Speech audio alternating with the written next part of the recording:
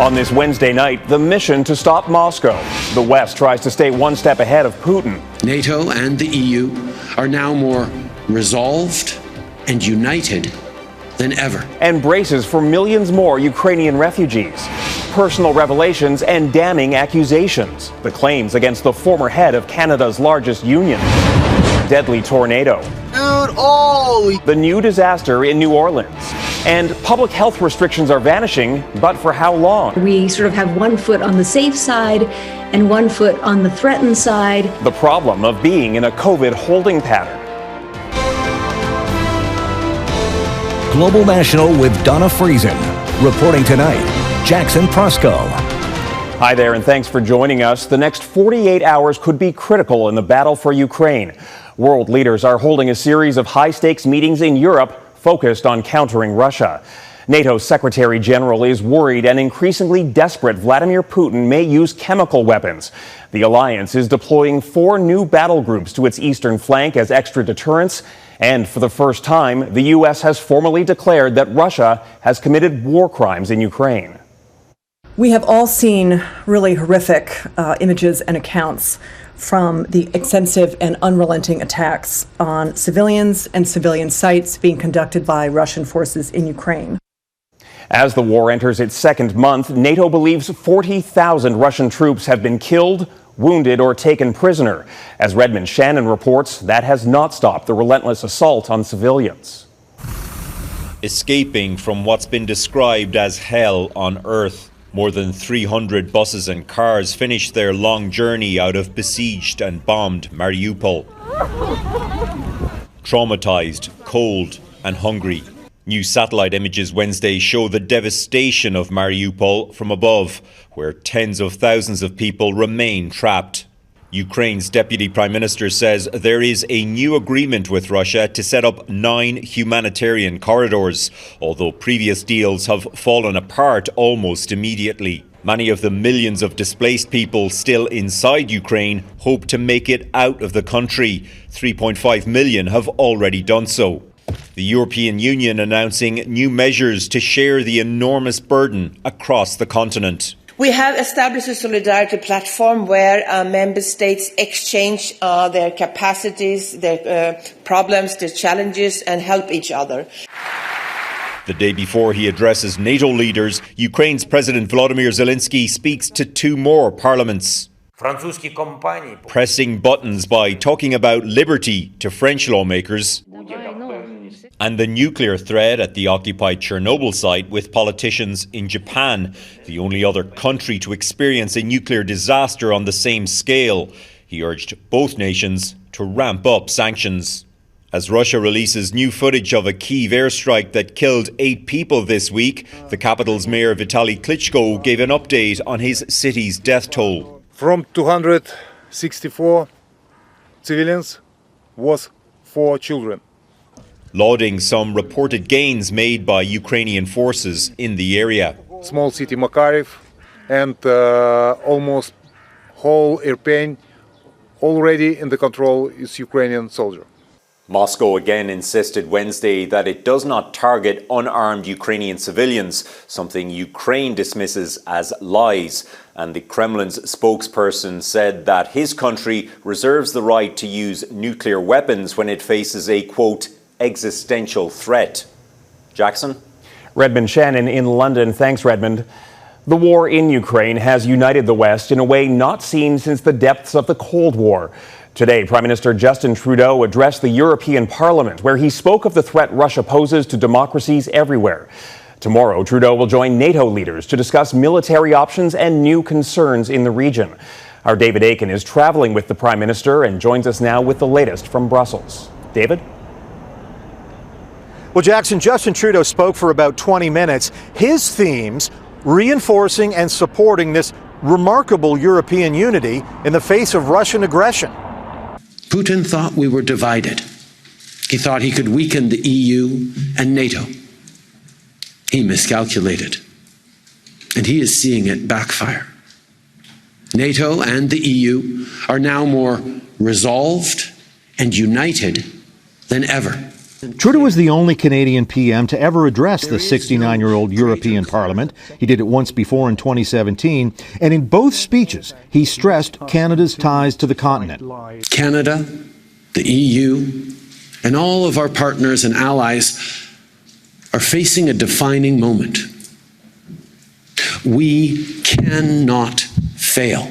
We have felt that we can rely on the people of Canada and on Canada when it comes to defending freedom, democracy in Europe. But European leaders have a new worry: the potential deployment by Russia of chemical weapons against Ukraine. That's a deployment, NATO warns, which would completely change the nature of the conflict. The spread of chemical or biological agents used in Ukraine may have direct consequences also for the population living in NATO allied countries in Europe. So it just underscores the seriousness of our concerns. NATO leaders are expected to agree to provide Ukraine with more equipment to help protect its citizens against a chemical, biological, even nuclear attack. Justin Trudeau will be pressed to explain how Canada can help. Jackson. David Akin in Brussels, thank you. Nearly 4 million people have now fled the war in Ukraine, and millions more are displaced within that country. The crisis is straining resources of aid agencies who were already grappling with a surge in refugees from other larger conflicts. As Heather Yourex-West reports, aid workers are now fighting to make sure there's enough help and attention for those suffering no matter where they are. Adil Al-Sari knows the pain and fear so many Ukrainians have experienced the last few weeks. It's become his reality now for nearly 8 years. We don't get to see our families, especially my kids haven't seen my dad and mom for about 8 years now. Whenever my mom calls me, she tells me, "Are we going to see your kids before we die? Are we going to see your kids before we die?" Al-Sari lives with his children near Toronto, but his mom, dad, brother and sisters live in Sana'a, the capital city of Yemen, where war and famine mean their lives are constantly under threat. It's really horrible and difficult, especially when we hear our friends here, when their family dies because of this war. And, we just imagine, when would we get the news ourselves? The war in Ukraine has triggered a devastating humanitarian crisis, but it is by no means the largest in the world. While the United Nations estimates 12 million people in Ukraine require aid, more than 13 million people are in need in Syria. Afghanistan and Yemen each have a staggering 24 million people in crisis. That is a danger, is that, the new shiny crisis is often where the attention is directed. And so then people do shift their donations away from one crisis to another. It's why the UN and aid agencies are now struggling to raise necessary supports. A virtual pledge event held last week for assistance to Yemen came up $3 billion short. What kind of choices are humanitarians faced with when you're not seeing the level of funding and the level of support that's needed? They're very difficult choices. Choices Al-Sari can't bear to consider. Though he understands the pain of so many Ukrainians, it pains him to feel that when it comes to his home country, the world has looked away. Heather Yourex-West, Global News, Washington. One of the world's most notable advocates for diplomacy and peace, Madeleine Albright, has died of cancer. She was a trailblazer and a luminary, and she was the first woman to serve as Secretary of State. She left an indelible mark on the world and on the United Nations. After serving as the U.S. ambassador to the United Nations, Albright was America's top diplomat under President Bill Clinton for 4 years. In 2012, she was awarded the Medal of Freedom by President Barack Obama, the highest civilian honor in the U.S.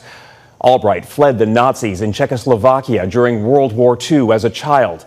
And just last month, in an op-ed for the New York Times, she said if Russia invaded Ukraine, it would be a, quote, historic error.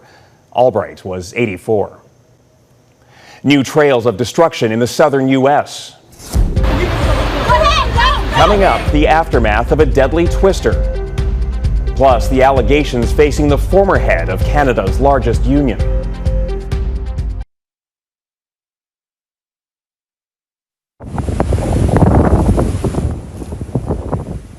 This dark funnel cloud touched down in New Orleans, claiming the life of at least one person and injuring others. It devastated the area around 7:30 last night, flattening buildings and wiping out power for thousands. One woman was killed as the storm moved through Texas, and one man whose home was leveled in New Orleans was with his son when the tornado hit. And the house started shaking, and then when it pulled the roof off, it was actually, I was sheltering him, and then it was pulling me off the ground, and I pushed him down, and my feet came off the ground a little bit, and then it was gone, and then I dropped. Louisiana is sending in 300 National Guard troops to help in the aftermath of the storm. Canada's largest private sector union says its former president accepted money from a supplier for products he allegedly promoted to employers of union members. Unifor revealed the results of its investigation into Jerry Dias, who served as leader for nearly a decade just after he announced his decision to enter rehab. Abigail Beeman explains. They are not closing our damn plant without one hell of a fight. The best-known face of Canadian Labour, former longtime head of Unifor, Jerry Dias, now mired in scandal. The investigation found that Dias accepted money from a supplier of COVID-19 rapid test kits that he had introduced to employers of Unifor members. Unifor alleges Dias accepted $50,000 from a test supplier. He allegedly gave half to a colleague who filed a complaint. Dias released a statement shortly before Unifor revealed the details. This past December, my life took a remarkable turn for the worse when I was confronted with a debilitating sciatic nerve issue. It's hard for me to say this, but my coping mechanism has been painkillers, sleeping pills, and alcohol. These factors have impaired my judgment in recent months. I am entering a residential rehabilitation facility. Last month, Dias went on medical leave, then announced his retirement earlier this month. He did not respond to interview requests from Global News. Unifor is Canada's biggest public sector union and represents some Global News employees. The union says what happened is an isolated incident. Asked whether police will be investigating, we have sought outside counsel throughout this process to guide us through obviously getting an external investigator. Do the police have enough to go ahead and implement criminal charges? It's yet to be determined. But it would not surprise me at this time because the amount is so significant. Dias stands charged with violating Unifor's code of ethics. In his statement, he said he, quote, was always guided by the principles set out in our Constitution.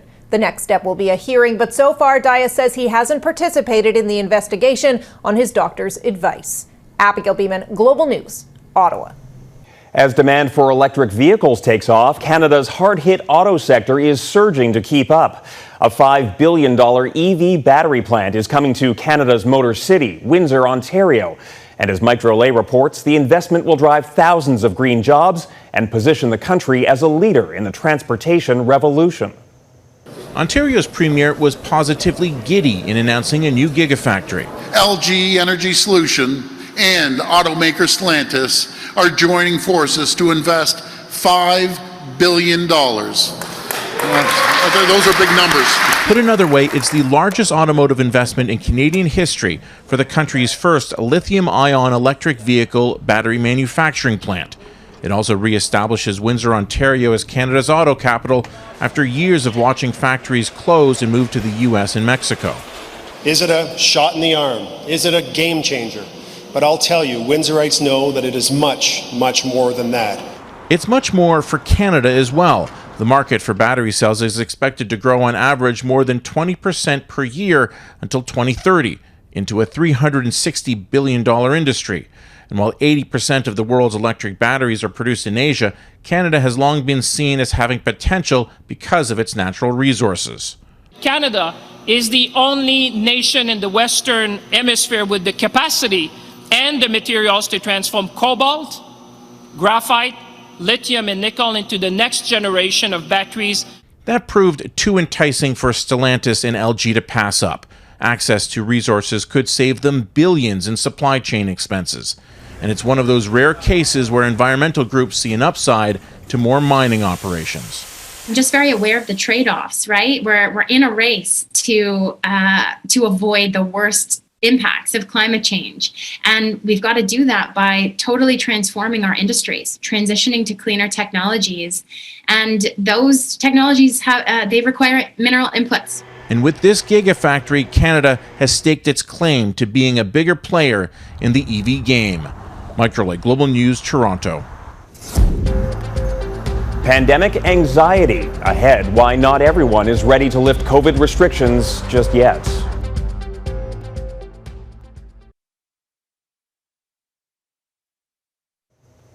Moderna released new interim data today showing its low-dose COVID-19 vaccine works on children as young as 6 months old. The company says early results show kids aged 6 months to 6 years developed high levels of antibodies from shots containing a quarter of the dose given to adults. Moderna plans to ask regulators to authorize 2 small-dose shots for kids under 6 in the coming weeks. If approved, the vaccine could start going into arms this summer. After years of COVID-19 mandates and restrictions, Canadians are starting to see a return to normal. But as we take off the masks and ditch vaccine passports, health officials warn another COVID surge could bring back public health measures.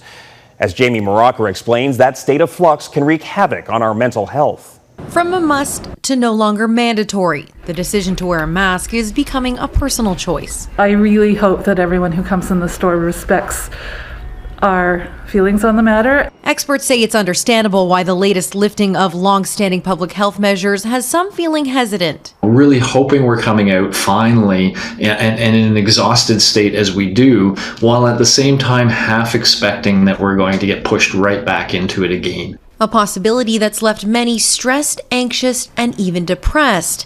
Social psychologist Amy Cuddy calls this pandemic flux syndrome.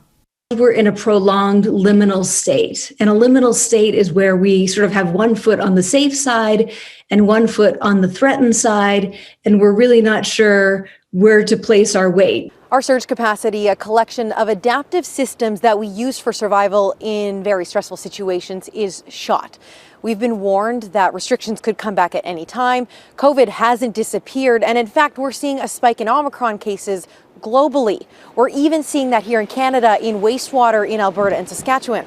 We almost expect these numbers to increase a little because of the release relief from some of the precautions. Despite this, there are calls to see the federal government lift all remaining mandates. And in the U.S., the White House is being lobbied to remove one of its last, masks on planes. I don't like the COVID. It's dangerous, but I'm tired of the masks. For many, it will take more than removing a mask to move on. For a fresh start, Cuddy says, it may come down to a conscious choice.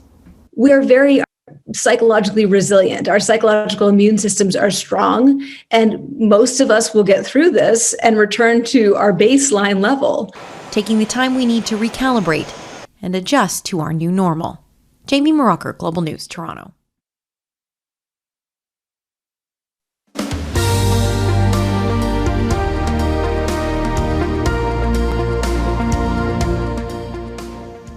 He lived through the Nazi occupation of Ukraine and survived the Holocaust.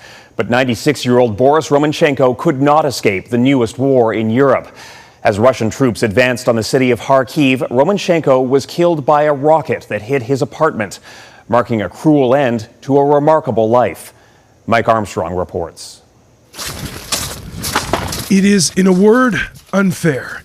These are municipal workers in the town of Kharkiv, Ukraine. Their job on this day, to recover the remains of a 96-year-old man in his apartment. He was home Friday when the building was hit by shelling.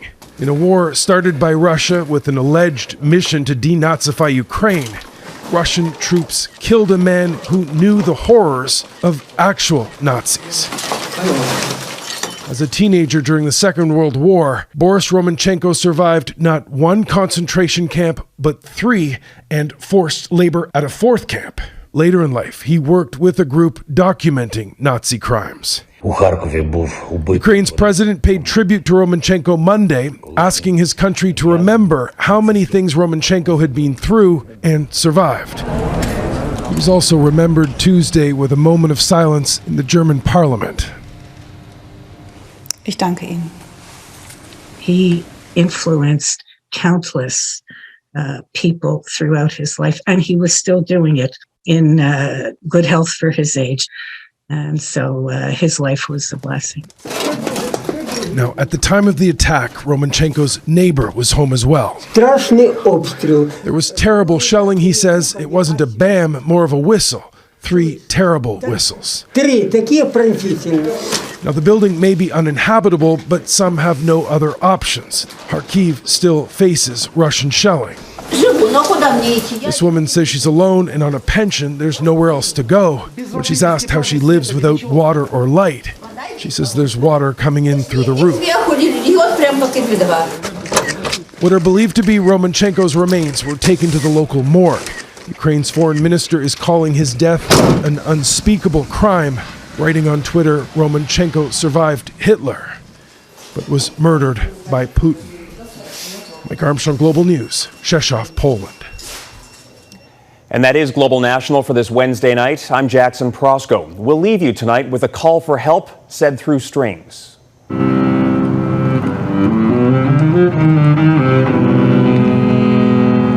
Ukrainian cellist Denis Karashevtsev shared this video of himself playing to the backdrop of Kharkiv, now in ruins. He says he hopes his performances encourage more people to send aid to Ukraine and to help his city rebuild. Thanks for watching, and I hope you can join us again tomorrow. Have a great night.